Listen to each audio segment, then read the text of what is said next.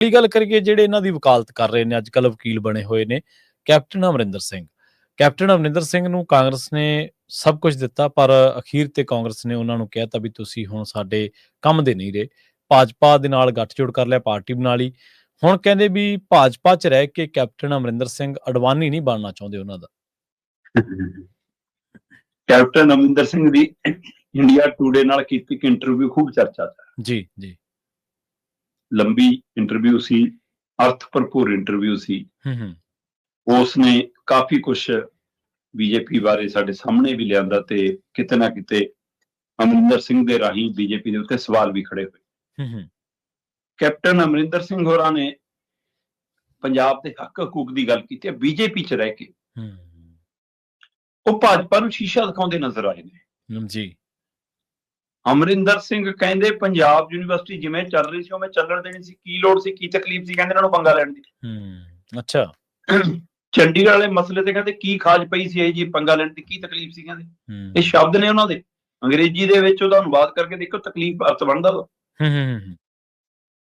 ਤੇ ਉਹ ਐਂਕਰ ਕੁੜੀ ਜਿਹੜੀ ਜਰਨਲਿਸਟ ਪੁੱਛ ਰਹੀ ਸੀ ਉਹ ਕਹਿੰਦੀ ਪਰ ਤੁਹਾਨੂੰ ਪਤਾ ਤੁਸੀਂ ਇਹ ਆਪਣੀ ਪਾਰਟੀ ਬੀਜੇਪੀ ਦੇ ਖਿਲਾਫ ਬੋਲ ਰਹੇ ਹੋ। ਕਹਿੰਦਾ ਫਿਰ ਕੀ ਹੋ ਗਿਆ।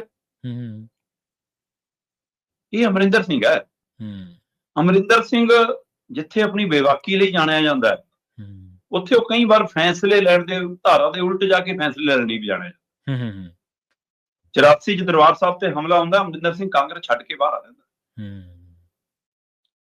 ਬਰਨਾਲੇ ਦੀ ਸਰਕਾਰ ਦੇ ਵਿੱਚ ਮੰਤਰੀ ਸੀ ਅਮਰਿੰਦਰ ਸਿੰਘ ਤੇ ਦਰਬਾਰ ਸਾਹਿਬ ਚ ਜੋੜਿਆਂ ਸਣੇ ਪੁਲਿਸ ਵਰਦੀ ਸਣੇ ਪੁਲਿਸ ਵੜਦੀ ਹੈ ਤੇ ਅਮਰਿੰਦਰ ਸਿੰਘ ਛੱਡ ਕੇ ਕੈਬਨਿਟ ਬਾਹਰ ਆ ਜਾਂਦੇ ਆ।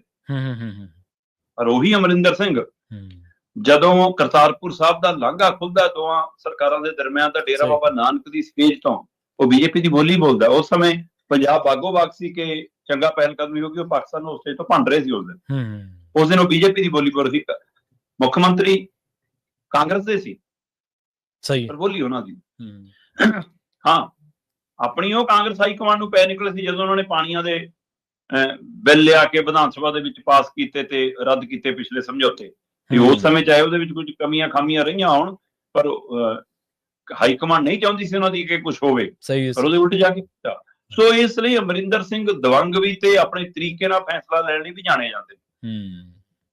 ਪਰ ਹੁਣ ਜਦੋਂ ਇਹ ਆਮ ਧਾਰਨਾ ਬਣ ਗਈ ਸੀ ਦਿੱਲੀ ਹਾਈ ਕਮਾਂਡ ਤੋਂ ਲੈ ਕੇ ਭਾਜਪਾ ਹਾਈ ਕਮਾਂਡ ਤੋਂ ਲੈ ਕੇ ਭਾਜਪਾ ਦੇ ਪੰਜਾਬ ਵਰਕਰਾਂ ਤੱਕ ਕਿ ਹੁਣ ਬੀਤਿਆ ਵਕਤ ਹੋ ਗਿਆ ਅਮਰਿੰਦਰ ਸਿੰਘ, ਹੁਣ ਸਰਗਰਮ ਸਿਆਸਤ 'ਚ ਉਹਦੀ ਕੋਈ ਥਾਂ ਨਹੀਂ।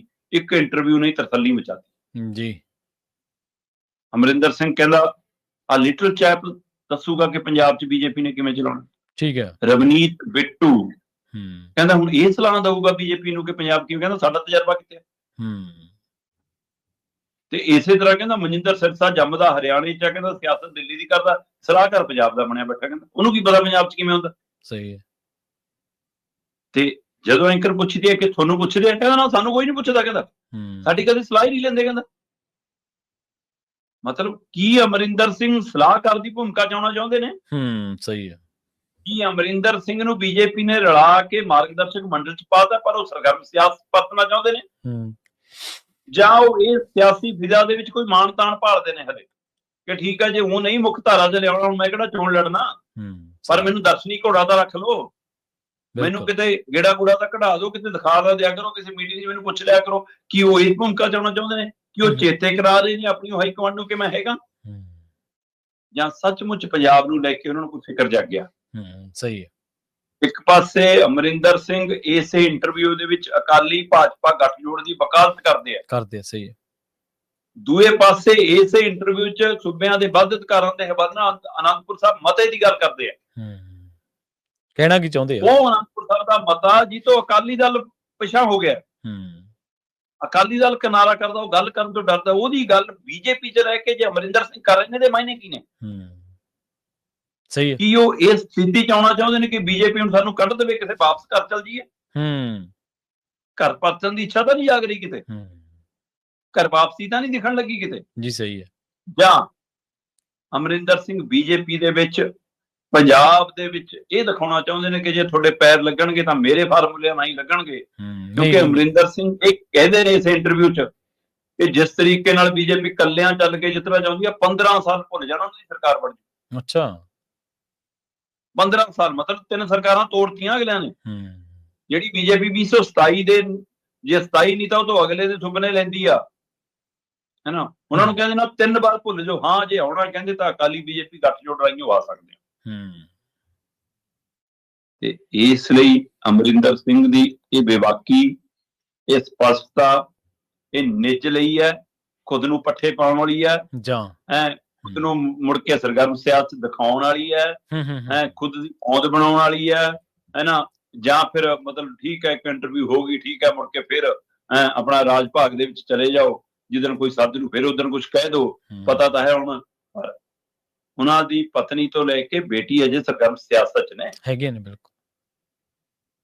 ਸੋ ਜੇ ਬੀਜੇਪੀ ਚ ਰਹਿ ਕੇ ਇਸ ਤਰ੍ਹਾਂ ਉਹਨਾਂ ਨੂੰ ਸ਼ੀਸ਼ਾ ਦਿਖਾਉਣਾ ਹੈ ਤਾਂ ਫਿਰ ਕੀ ਉਹ ਉਹਨਾਂ ਲਈ ਕੰਡੇ ਬੀਜ ਰਹੇ ਨੇ, ਜਾਂ ਉਹਨਾਂ ਲਈ ਰਾਹ ਪੱਧਰਾ ਕਰਨ ਦੀ ਕਵਾਇਦ ਹੈ ਕਿ ਦੇਖ ਲਿਓ, ਨਹੀਂ ਤਾਂ ਫਿਰ ਮੈਂ ਤੁਹਾਡੇ 'ਚ ਵੀ ਖਿਲਾਰੇ ਪਾ ਸਕਦਾ, ਸਾਡੀ ਕੁਝ ਪ੍ਰਤੀਤ ਰੱਖੋ। ਇਹ ਤਾਂ ਹੁਣ ਆਉਂਦਾ ਵਕਤ ਤੈਅ ਕਰੂਗਾ ਜੀ ਕਿ ਅਮਰਿੰਦਰ ਸਿੰਘ ਮਾਰਗਦਰਸ਼ਕ ਮੰਡਲ 'ਚ ਰਹਿੰਦੇ ਨੇ, ਅਡਵਾਨੀ ਬਣਦੇ ਨੇ, ਜਾਂ ਫਿਰ ਸਰਗਰਮ ਸਿਆਸਤ ਪਰਤਦੇ ਨੇ, ਜਾਂ ਇੱਕ ਇਹ ਹਵਾ ਦਾ ਬੁੱਲਾ ਸੀ ਜਿਹੜਾ ਲੰਘ ਗਿਆ, ਹੁਣ ਚਰਚਾ ਕਰੀ ਜਾਓ। ਪਰ ਇਸ ਇੰਟਰਵਿਊ ਨੇ ਇੱਕ ਗੱਲ ਸਪਸ਼ਟ ਕਰਤੀ ਕਿ ਜੇ ਬੀਜੇਪੀ 'ਚ ਜਾਖੜ ਦੀ ਵੀ ਪੁੱਛ ਨਹੀਂ, ਜੇ ਬੀਜੇਪੀ ਦੇ ਵਿੱਚ ਅਮਰਿੰਦਰ ਦੀ ਵੀ ਪੁੱਛ ਨਹੀਂ, ਜਿਹੜੇ ਆ ਲਾਈਨਬੰਦੀ ਜਾਂਦੇ ਨੇ ਉਹਨਾਂ ਨੂੰ ਪੁੱਛਦਾ ਕੌਣ ਆ, ਚਾਹੇ ਮੰਤਰੀ ਬਣ ਜਾਣ ਚਾਹੇ ਸੰਤਰੀ ਬਣ ਜਾਣ। ਸਹੀ ਹੈ। ਜਾਖੜ ਨੇ ਤਾਂ ਅਕਾਲੀਆਂ ਵਾਲਾ ਬਿਆਨ ਦਿੱਤਾ ਸੀ, ਤੁਹਾਨੂੰ ਯਾਦ ਹੋਣਾ, ਸੁਖਦੇਵ ਢੀਂਡਸਾ ਦੇ ਜਦੋਂ ਉਹਨਾਂ ਨੇ ਭੋਗ ਸੀਗਾ, ਤੇ ਉਦੋਂ ਬਾਅਦ ਅਗਲੇ ਨੇ ਉੱਤੇ ਪ੍ਰਧਾਨ ਲਾਤਾ, ਕਾਰਜਕਾਰੀ ਪ੍ਰਧਾਨ ਹੋਰ ਲਾਤਾ, ਅਸ਼ਵਨੀ ਸ਼ਰਮਾ ਲਾਤਾ। ਸੋ ਇੱਥੋਂ ਵੇਖ ਲਓ ਵੀ ਤੁਸੀਂ ਕਾਡਰ ਦੇ ਵਿੱਚ ਇਹਨਾਂ ਦੀ ਕਿੰਨੀ ਕੁ ਵਕਤ ਹੈ। ਤੇ ਚੀਜ਼ਾਂ ਜਿਹੜੀਆਂ ਨੇ ਨਾ ਸ਼ਰਮਾ ਜੀ, ਸਿਆਸਤ ਐਸੀ ਚੀਜ਼ ਹੈ ਜਿਹੜੀ ਜੇਕਰ ਤੁਸੀਂ ਸਿਆਸਤ 'ਚ ਰੈਲੇਵੈਂਟ ਆ ਤਾਂ ਤੁਸੀਂ ਵਜ਼ਨਦਾਰ ਹੈ, ਅਦਰਵਾਈਜ਼ ਤੁਹਾਡਾ ਉੱਥੇ ਕੋਈ ਵਜੂਦ ਨਹੀਂ ਗਾ। ਤੁਸੀਂ ਜੋ ਮਰਜ਼ੀ ਰਹੇ ਹੋ ਪਿੱਛੇ ਅਤੀਤ 'ਚ, ਜੇ ਤੁਸੀਂ ਹੁਣ ਮੌਜੂਦਾ ਦੌਰ 'ਚ ਕੁਛ ਰੈਲੇਵੈਂਸੀ ਰੱਖਦੇ ਹੋ ਜਾਂ ਕੁਛ ਅਕਸ ਰੱਖਦੇ ਹੋ ਤਾਂ ਵਕਾਰ ਰੱਖਦੇ ਹੋ ਤਾਂ ਠੀਕ ਹੈ, ਅਦਰਵਾਈਜ਼ ਕਰੀ ਚਲੋ ਇੰਟਰਵਿਊਆਂ, ਮਾਰੀ ਚਲੋ ਆਪਣੀਆਂ ਉਗਦੀਆਂ ਪਤਾਲ।